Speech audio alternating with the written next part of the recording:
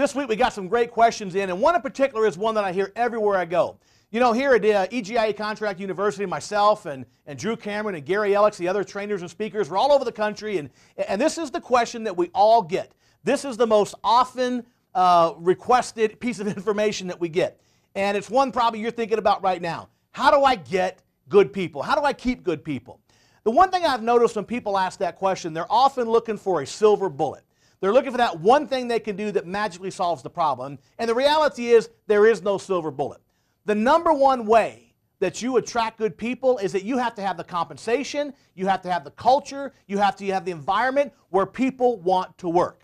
You know, there's so much that goes into that. We could have this conversation for days. And by the way, I want to encourage all of you who are members to go back and watch the Ask the Experts or listen to the Ask the Experts phone calls that we do on Mondays, because we have over the last few weeks covered this question extensively, and that's why I wanted to discuss it here, because I know it keeps coming up.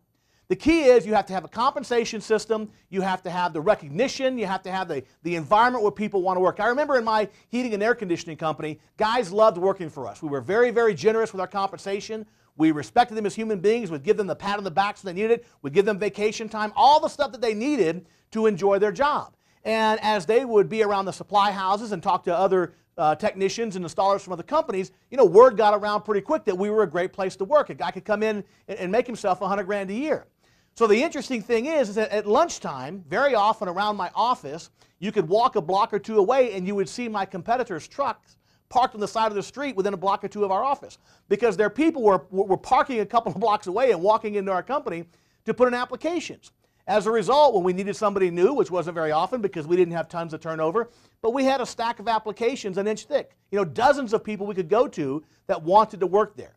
So it's not so much about, you know, some magic silver bullet that we can do to be able to have the right people. You got to find them, you got to recruit them, you got to keep them by taking care of them. We were talking last night, another conversation I was having about a wonderful book, and I forget the guy that wrote it, but the book is called The Customer Comes Second.